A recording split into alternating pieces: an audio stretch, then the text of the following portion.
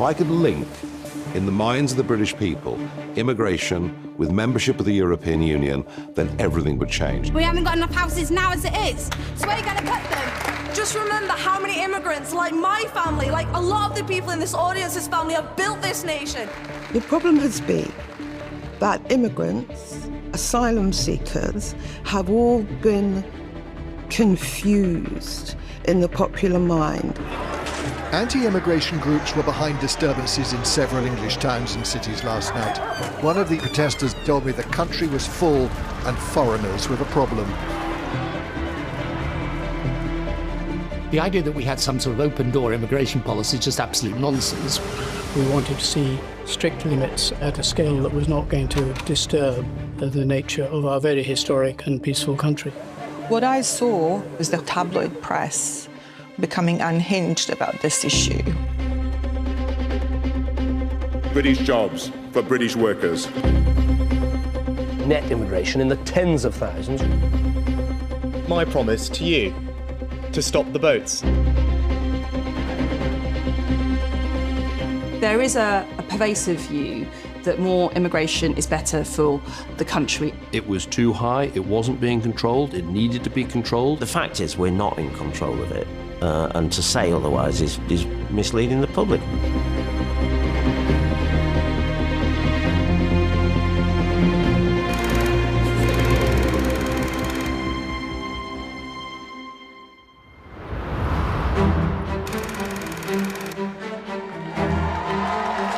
Our ambition for ourselves is matched by our sense of compassion and decency and duty towards other people. Simple values, but the right ones.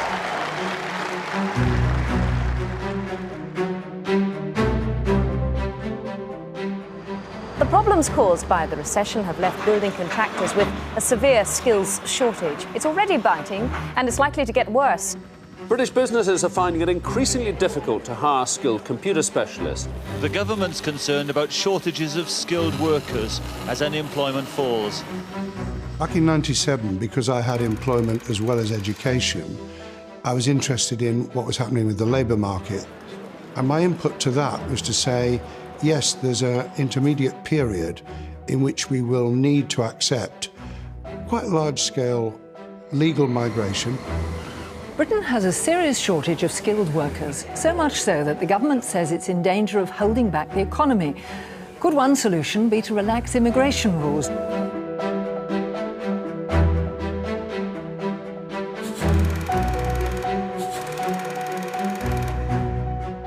Because our economy was strong, and we were bringing a lot of people in to work in sectors where we needed that workforce, it also had an economic benefit for the country.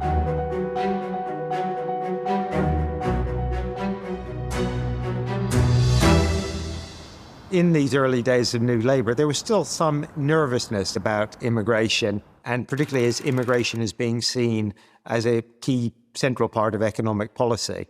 I first started working on migration in the Cabinet Office.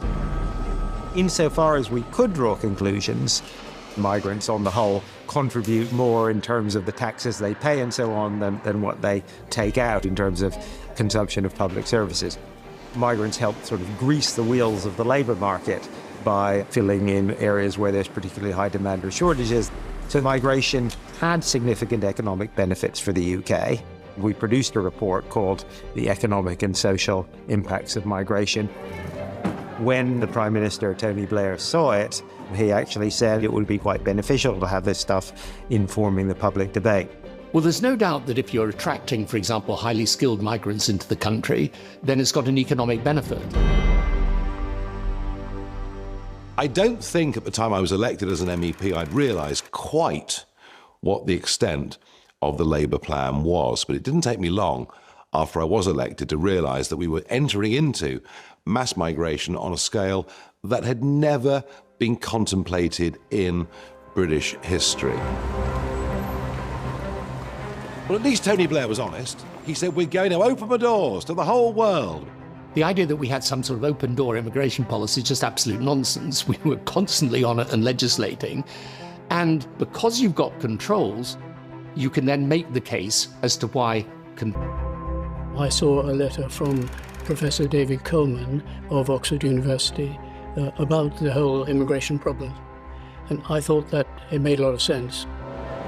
The scale of immigration had trebled in a matter of 2 or 3 years, which over time we thought was going to make a big difference to the nature of our society.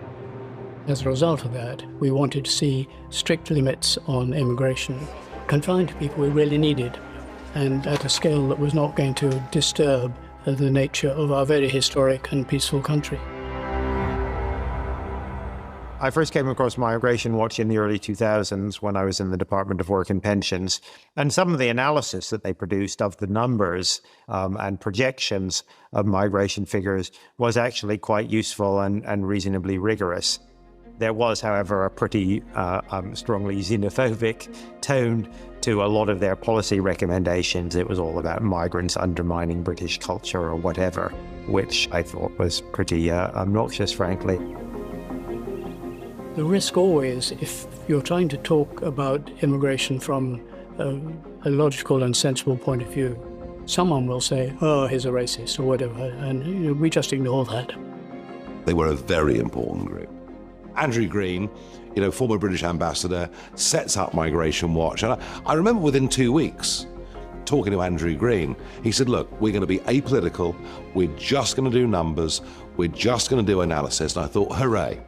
Because if I start to say this stuff without it being backed up by a rigorous academic source, I'm going to get in trouble. Little did I realize what that relationship with Migration Watch back in 2001 would mean.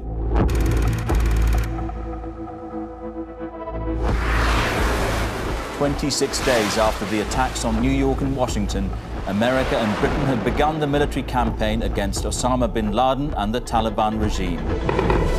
On my orders, the United States military has begun strikes against al-Qaeda terrorist training camps and military installations of the Taliban regime in Afghanistan.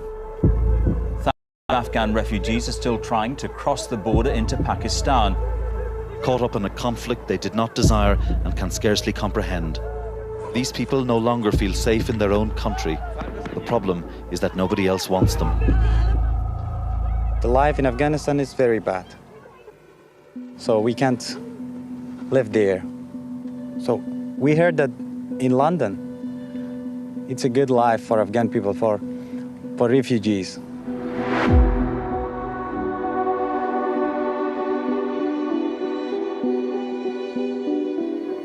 I worked most of my life in the UK with migrants, including asylum seekers and refugees.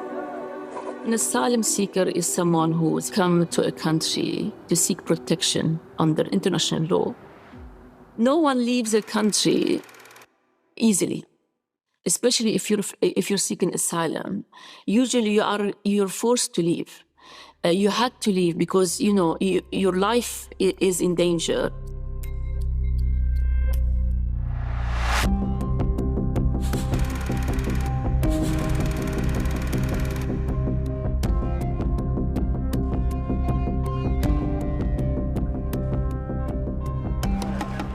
The evidence was that the majority of asylum seekers were really economic migrants.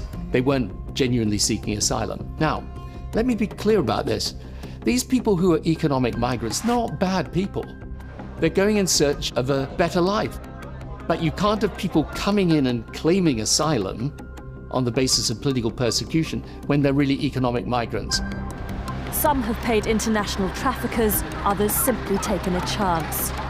Many are keen to be found so they can make a claim for asylum. The encampment, known as Sangat, on the shores of France, had become a magnet for people being smuggled by criminals, by organised gangs across the continent. The Sangat refugee camp is 2 short kilometres from the Eurotunnel terminal. The proximity is the problem.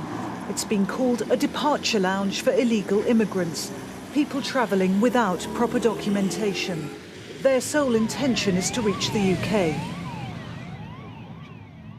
I wrote my first migration story when the Daily Mail asked me to go to Calais. I had a VIP seat at the back of a lorry. And we proceeded to go through the security, no checks, into the ferry. After 4 hours, we entered the UK. As we were going up the motorway, we heard a knocking, and it was we had no idea who or how many people were in there. The doors were opened, and the first thing that happened was a voice saying, "I'm so sorry." The person climbed out. He was mid-30s.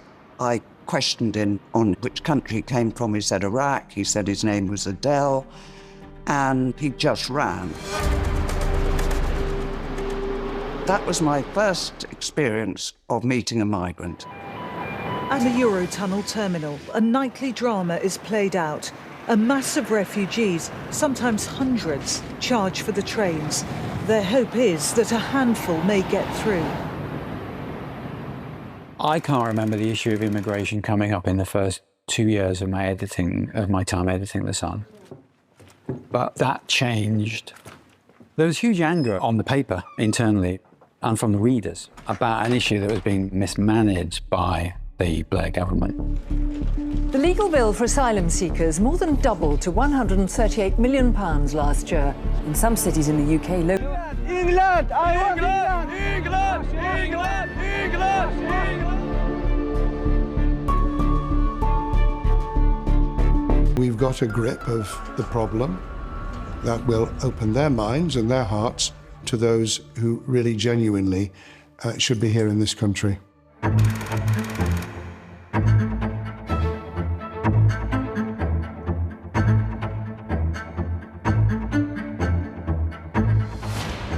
There was this persistent sort of background noise from particularly Tory-supporting papers who seemed at times to find ways almost every day to contrive to make immigration and asylum seekers a front-page issue, whipping it up. I would spend a lot of time at focus groups. The Sun readership was white, male, and if you had images on the front of the paper of people who were not white, coming from parts of the world that our readers would have no understanding of, the emotion that would elicit from our readers was fear. That comes from racism. I don't know these people. They may harm me, they may harm my family. These tropes, they're manna from heaven, because not only do they get everybody going, they sell. I had huge misgivings about the direction of our own coverage of this issue. What I saw is tabloid press becoming unhinged about immigration. And there was this story that asylum seekers were eating swans.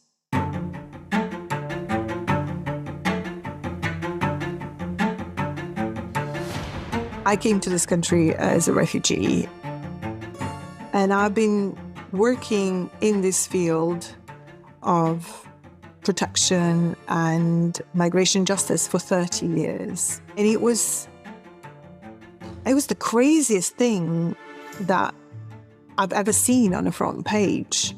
But The Sun did not publish an apology, they published a correction buried somewhere in the back pages, like a tiny little correction. And there was a front page a few months after I left The Sun.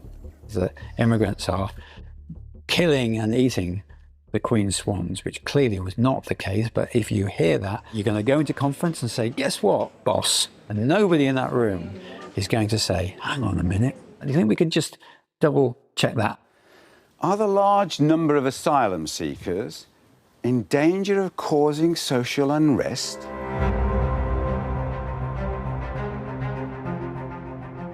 So, how should we deal with asylum seekers? Do you think asylum seekers are causing social unrest, social tension, racial tension, Elaine? I don't think it. I know it. I've experienced it.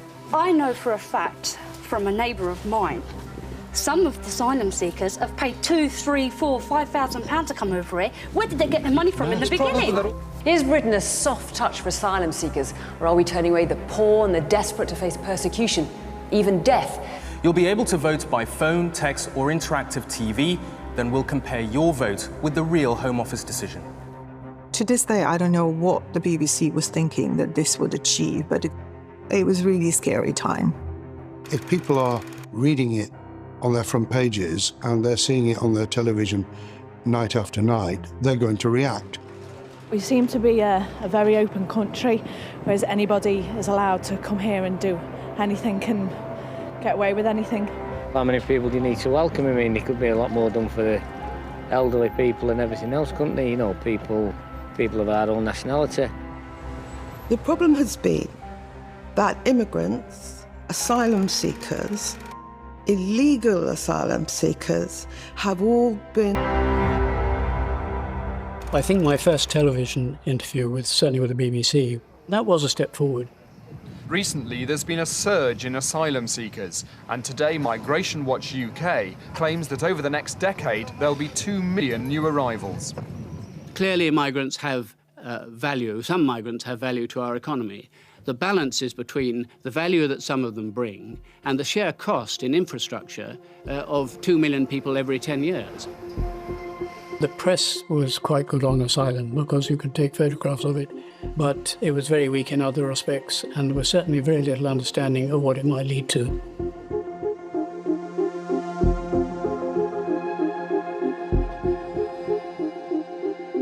We were trying to say to the world at that time, it's immigration as a whole that matters, not just asylum seekers.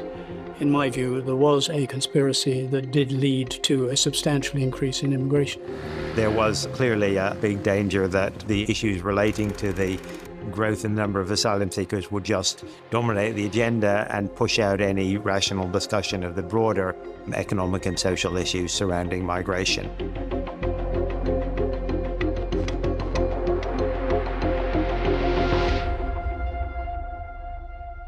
I worked as an advisor to David Blunkett in the Home Office. Everyone was focused on asylum, the view that was held by David and by Tony Blair and others, that if you could sort out the problems in the asylum system, if people were fully reassured by that, then they would not be bothered about legal migration, people coming through the economic routes to work and study here. So that was their settled view, but I was increasingly disagreeing with it. And I did start to try and have the argument inside Labour that actually some of this is about the immigration system as a whole. Polling and focus groups consistently, I think, showed us that most voters don't really differentiate between different categories of people coming to our country. They tend not to differentiate between somebody who's coming here, for argument's sake, as an asylum seeker or somebody who's coming here as an economic migrant. The question is, are there too many people here? My view is that, we need to think about whether we need to change our policy on that and also the way that we talk about that. But that felt like a pretty lonely position to have within Labour. And we felt that we were banging our heads against the wall a bit on that. Michael Howard has been confirmed as the new leader of the Conservative Party.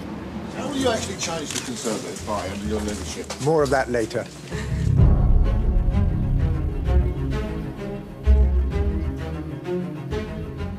Well, when you become leader of the opposition, you obviously think about the issues which you think are important to people. Immigration was always one of those issues which I would have to raise, whether or not I was going to be accused of being racist, from the word go.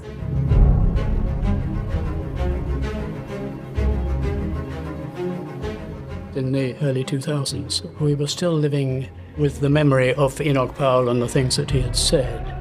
Some of the things he said were right, of course. The thing was immigration was much too high and would have implications, etc. But he overshot very seriously and shot himself in the foot, really. So we had to be particularly careful not to appear to be part of any such movement. One of the key elements that we were stressing is what we call net migration. It's the number of people who come to the UK minus the number who leave. That is the key.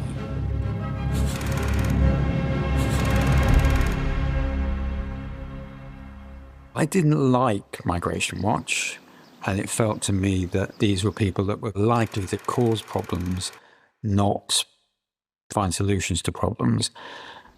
They are assisting this sort of industry of fear. But nevertheless, they were very, very important because they put numbers on the problem. And once you have numbers, you have an irresistible force in the newsroom.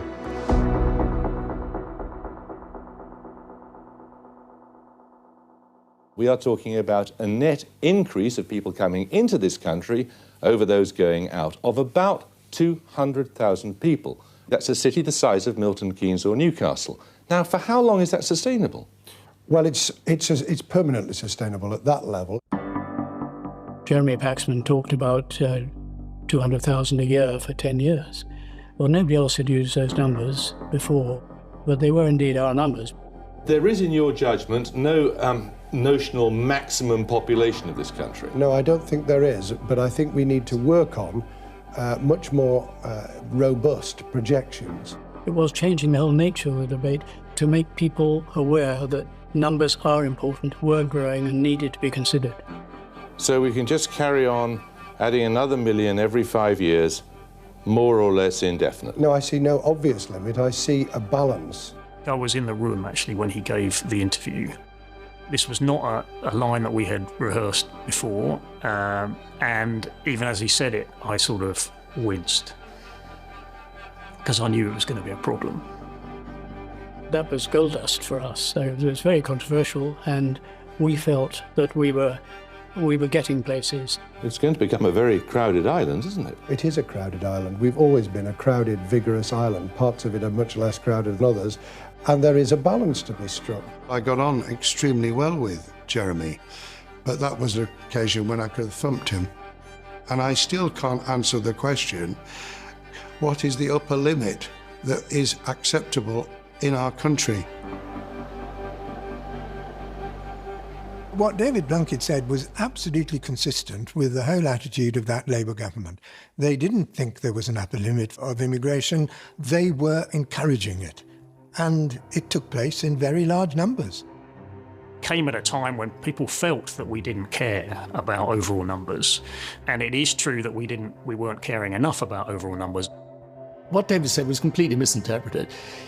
What he was saying was that provided it's a decision as to who comes in and who doesn't, there's not some arbitrary number that you put in place.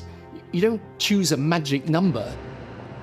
There are times in life when pressure groups are really important. They display a widespread commitment and feeling. And there are other times when you have an organisation, if I could use the expression, one man and a dog, but they get enormous attention. And it's a real worry when that happens because it changes the nature of the debate. Numbers are a polite way of expressing hostility to migration as a whole. Under the proposals announced by the Home Secretary on Monday, will net immigration rise or fall? The abusers will be weeded out, and as a result of an end to chain migration, the numbers probably will fall, yes. Isn't the difference between us that we will impose an annual limit on immigration? He refuses to do that, and isn't that why only a Conservative government can be relied on to bring immigration under control? I did meet Andrew Green, and I think that the information they've provided has been quite useful. The Conservatives were interested, I think, because they could see the public didn't like the scale of immigration that was developing, and they could see that this was leading to difficulties.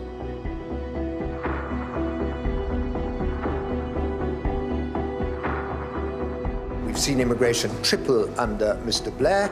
We believe that immigration has to be limited and brought under control. All these people seem to come in and before you know it, they've sort of got loads of money. So, but yeah, I do think that we let too many people in. There were very real concerns in large sections of the public about this issue, and I was responding to those concerns in a practical and entirely responsible way. The slogan, "Are you thinking what we're thinking?" He was saying some things which we, the silent, right-thinking majority, think, but which they, the sort of fashionable people in Westminster, don't think we should say. I thought Michael Howe was right to highlight the importance of immigration. It had grown hugely in recent years. It wasn't properly being discussed and debated by politicians. Indeed, I was involved in writing that 2005 manifesto. In the 2001 national campaign, it was regarded as untouchable. Now it's mainstream, and lots of candidates right round the country will tell you how effective it's been for them on the doorstep. We've got Michael Howard, and he's beginning to hopefully get the country back together. Our heritage, what really belongs to us. The people that are coming in, I think it should be limited, and if he can do something to help that, then fine. And I talked about policing and health and education, but I did also talk about immigration. I was frustrated by the extent to which the media focused very largely on immigration. Tony Blair has accused the Conservatives of playing politics with asylum and immigration out of desperation. I think that our work during that election achieved a great deal in terms of immigration being understood as a problem.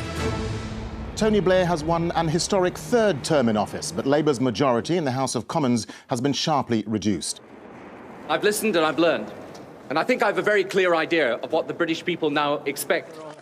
Ironically enough, I was told by one senior Labour figure after the election that the mistake I made was not going hard enough on immigration.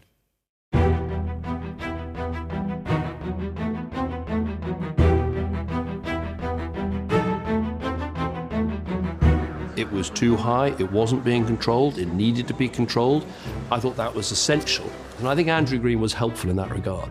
I met him after 2005.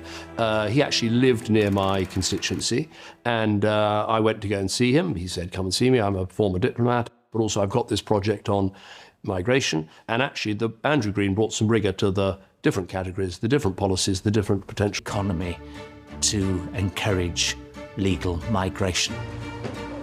We were big champions of European enlargement. Britain, both under the previous government and under my government particularly, were staunch advocates of these Eastern European countries, the former Soviet Union countries, coming into the European Union and joining NATO. We face a clear choice.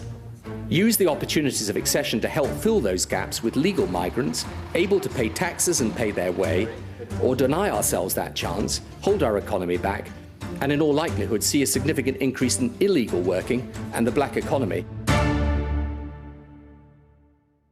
We described that as unforgivable because we could see that the numbers were already high and rising.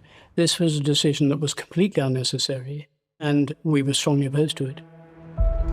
I remember the 3 UKIP MEPs were in the chamber in Strasbourg voting on EU enlargement. And I remember that day. We were the only British MEPs that voted against former communist countries joining. As we left the chamber, I turned to my 2 colleagues and said, "That is the best day's work we will ever do as MEPs." The Nigel Farage narrative goes back a long way. That's a consistent rhetoric in British politics, and Nigel Farage just picked it up and ran with it. The point about the anti-European narrative was that underlying it was a fear and concern about foreigners generally. At London's Victoria coach station, another coach arrives from Poland. It's a common sight. 18 out of the 30 companies that operate from here are from the new EU accession states. The flow of people they brought has been profound. I was overwhelmed by the numbers coming in. I did interview people as they came off the buses, and it became clear to me that, this was actually out of control. And I know we hate the word control because it sounds as though you're anti-migrant, but, a country without any borders isn't really a country at all.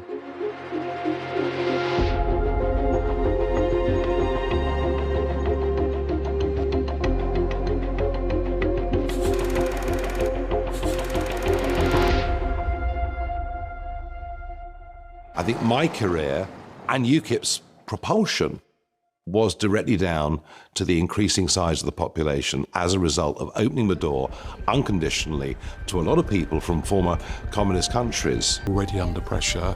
It meant that immigration went from being, issue number 5 or 6 in the opinion polls to often being issue number 1 or 2. They come in this country, no wonder we've got no hospital beds. I myself am not racist. I just want to see an end to all this immigration over here. The language people started to use in focus groups is one of fairness, and it doesn't feel fair that someone can come to our country from a different country and draw on our public services, to draw on our benefit system, social housing. I think they're letting too many immigrants in, they're taking all our jobs. I've been looking for work for a long time now, there's nothing about. I remember having some conversations with Treasury officials. It was their view that migration was positive for the economy as a whole in terms of taxes, less the use of public services and benefits. But what they missed was a lot of the concern. Clearer and clearer to me that immigration was a major issue because we did have bigger numbers coming from Eastern Europe than were expected. Also, you started to hear about the pressure that new migrants were putting on public services and on housing. While some of this was exaggerated, actually some of it was real.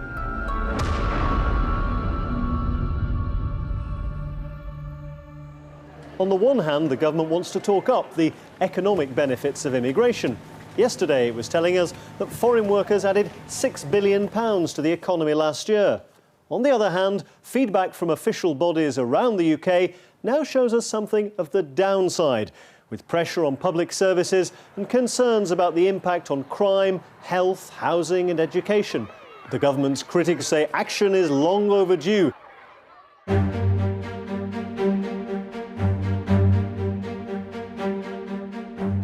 This is our vision. Britain leading the global economy by our skills and creativity, by our enterprise and flexibility, drawing on the talents of all to create British jobs for British workers. He famously used the phrase, the slogan, British jobs for British workers, talking at the party conference and at the TUC. And if we make the right decisions, we can advance even further and faster to full employment than ever before, with a British job on offer for every British worker. I don't like to bandy around words like lie, but I think, there is something a little bit misleading about the claim that you can set up a category of jobs simply intended for British people as a member state of the European Union, because that would fall foul of European Union law. There goes my Christmas card from Gordon. We were going to have migrants coming here and taking jobs. Gordon never thought that wasn't going to happen. So in some sense, he was just setting himself up for failure. I thought it implicitly appeared to adopt some of the rhetoric of the far right. And I have to say, Mr. Speaker, I did a bit more research to find out where he got his slogans from. Here's one he borrowed off the National Front. Here's another one he borrowed off the British National Party. Yes. Where was his moral compass when he was doing that? The strapline, British jobs for British workers, was just a gift. Suddenly you could see a Union Jack on it, and you could see the far right in particular going into spasms of joy over this. British jobs for British workers. I still feel uncomfortable with it now.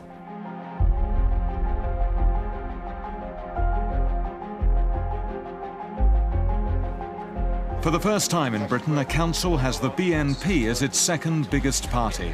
I get on the bus here and I'm the only white man sitting on the bus sometimes. I 100% agree with this man. Give us back our country. When I was first elected onto the London Assembly, 2008, I sat next to an elected member of the BNP because over 5% of London voters voted for what was basically a neo-fascist party in frustration about immigration policy.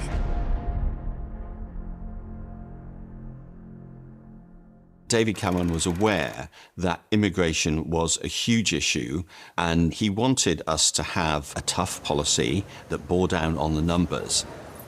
Well, at the moment, the net figure is about 200,000, so that's 2 million over 10 years. It's a large number. We think it should be substantially lower than that. It's about 200,000 net now. It was about 50,000 net when Labour came to power. Is that substantially lower? Is that the sort of Well, figure? that is substantially lower. Obviously, there's a numerical fact, and I think that the sorts of numbers that you've talked about in the past is actually at a time when Britain found it easier to integrate new migrants. I think that sort of figure, but when we get closer to election, we may be able to say more.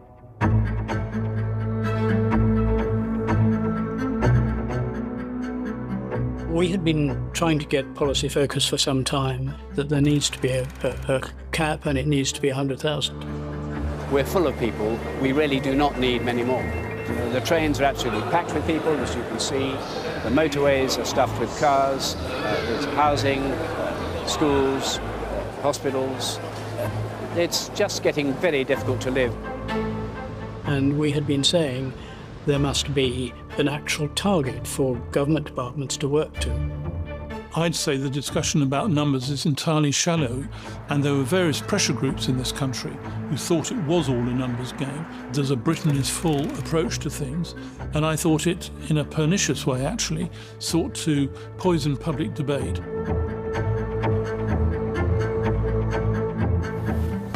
Financial markets worldwide fall following the emergency rescue of a major American bank. Was the biggest crash on the London stock market for more than 20 years. Over £90 billion were wiped off shares today.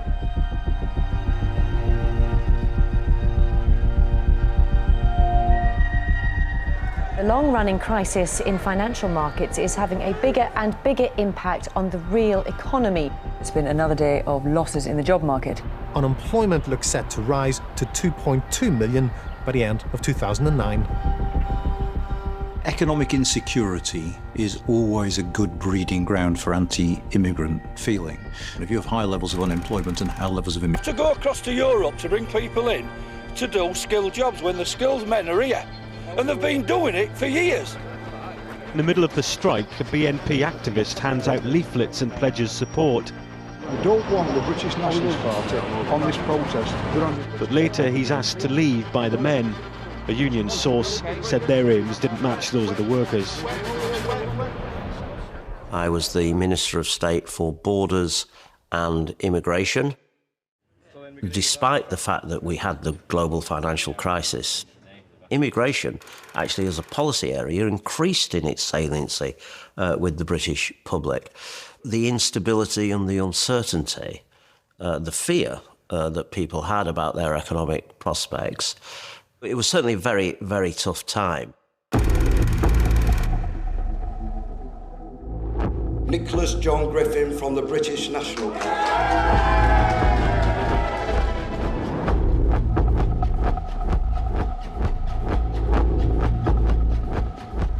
Someone has to stand up for the majority indigenous population of this country just to get a level playing field, because racism in this country overwhelmingly is directed against genocide against their own people. Is that your theory? I'm afraid that's the case. Yeah, that's certainly how that's it your looks. Theory. From the ordinary grassroots position, when all the political elite celebrate all the multicultural diversity and do you know the definition of genocide? Door, for example. How appalling, Mr. Griffin, that you use that word in that way. What Nick Griffin said was so frightening and unpleasant for those of us from a migrant background. It was definitely a moment to expose a far-right racist. The protesters see him as being a man with a National Front past and a political inheritance that goes right back to the Nazis. For every person who watched the whole of the programme, there are at least 10 others who thought, well, that's interesting, they must be part of mainstream politics now they're being invited on to Question Time.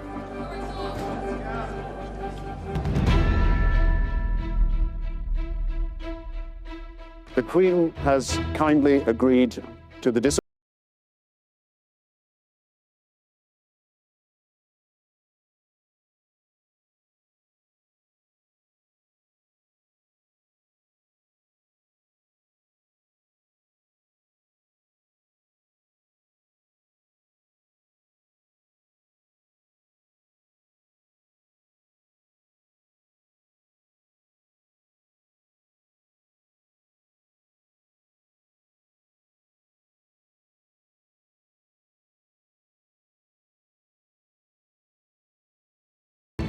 I think what we should aim to do is to go for a number that doesn't, in the long term, doesn't add still further to our population. Now, roughly 100,000 Brits leave every year. Now, we should be able, roughly within that, to get immigration down to a similar level. I do think we need controls and we need limits. Limits, so 100,000? No, well, I think where I disagree with Andrew is to say you can fix a limit and say that's the limit.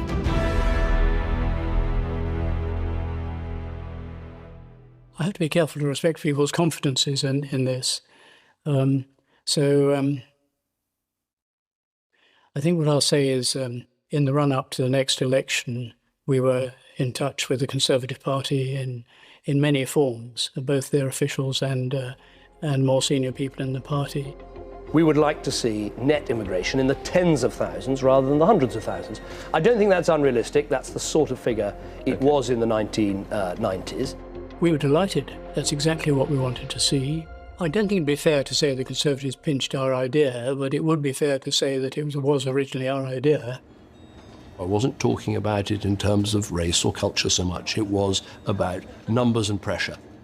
It's about turning up at primary school and finding you've got lots of new kids in your class and it's overcrowded. It's about going to the doctor's surgery and finding there are many, many more people trying to get on the doctor's surgery list. And if you talk about numbers and pressure, you need to have some idea about the sort of number you're aiming for.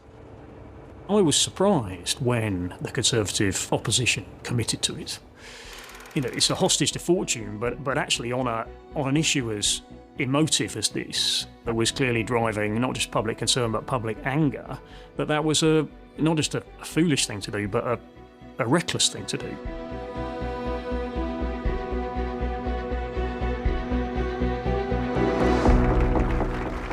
Early that morning, Jack Straw and Gordon Brown had come to my constituency, a marginal constituency. We'd held a debate in front of the cameras.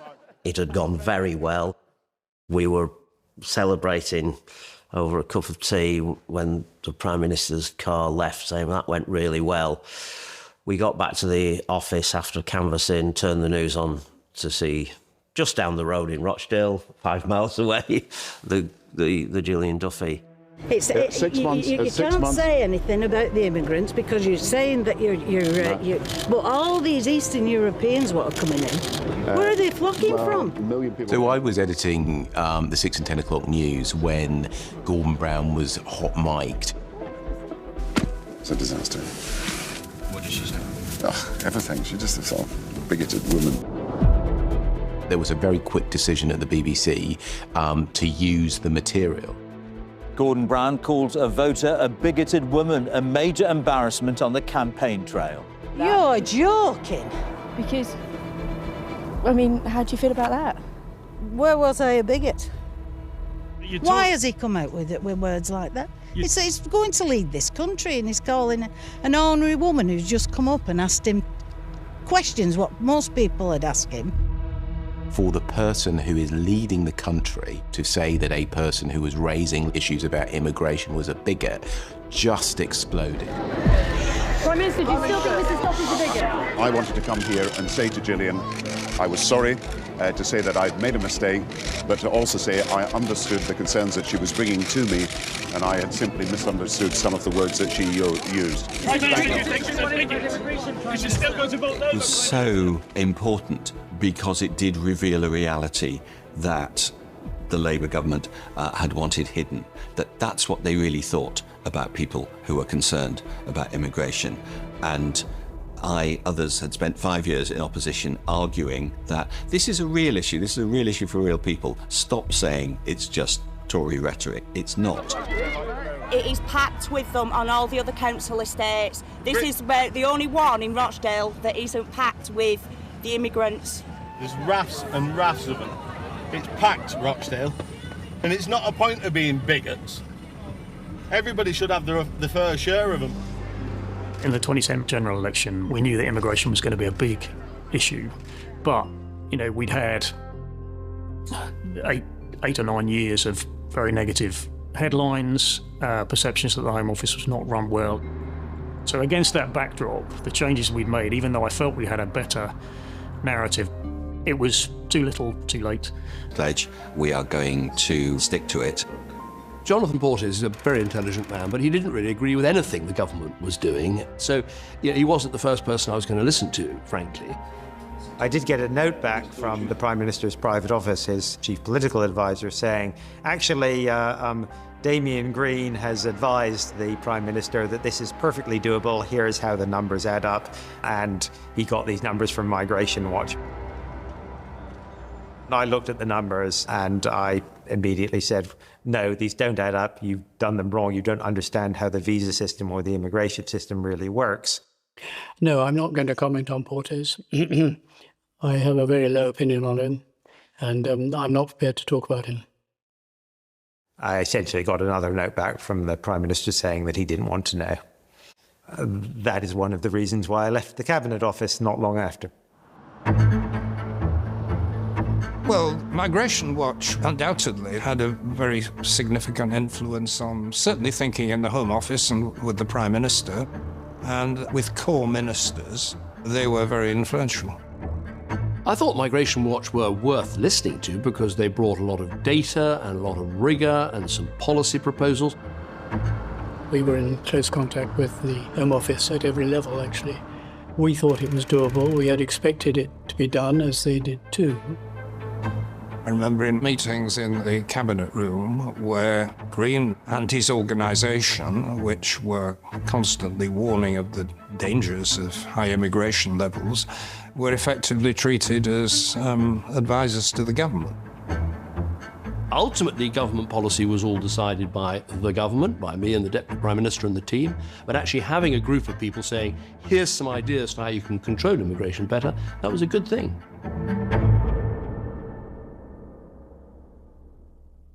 And I believe that that will mean net migration to this country will be in the order of tens of thousands each year, not the hundreds of thousands every year that we've seen over the last decade. One of the aims of my government was to make sure our economy became less dependent on immigration. You know, while you've got 5 million British people of working age on out-of-work benefits, you're never going to have successful immigration control. So we did have a welfare reform policy to get those people back to work. We had a training and skills policy. So I don't accept that getting net migration to below 100,000 was impossible.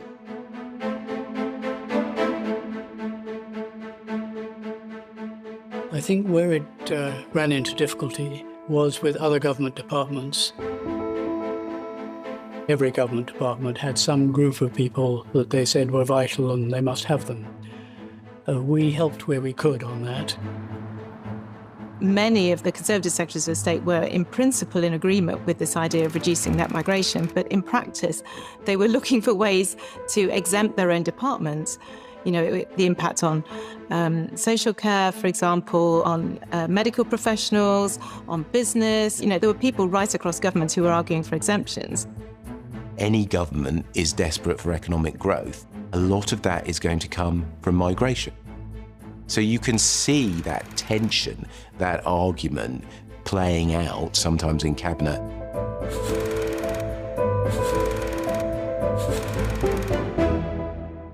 David Cameron would not talk to me, of course, about his relationships with other ministers, but he clearly was disappointed that progress was not being made as he wished it should be and as he was committed to. David Cameron famously remarked once that the only people in government who actually wanted to bring immigration down were him, Theresa and me, because that was our job. They'd invested very heavily in getting net immigration below 100,000. They were way, way off target. I think there was an element of panic.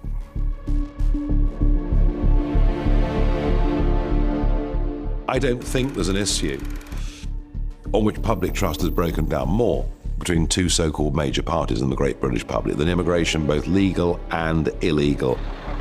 Neither the Labour nor the Conservative parties want the truth to get out, which is that as part of a European Union, we have a complete open door to the whole of Eastern Europe, and we cannot limit the numbers that come here. And my sole purpose was if I could link, in the minds of the British people, immigration with membership of the European Union, then everything would change. For years, politicians have promised the public an Australian-style points-based system, and today I will actually deliver on those promises. The immigration policy put in place after Brexit, in my view, was not the right one. It was more about rhetoric than it was about reality. It was all about telling the British public what they wanted to hear. We will pass new laws to stop small boats, making sure that if you come to this country illegally, you are detained and swiftly removed. We didn't need to be pushed into this position. We were taking it seriously. But as long as the Prime Minister refused to support me, my hands were tied. This was a crisis and a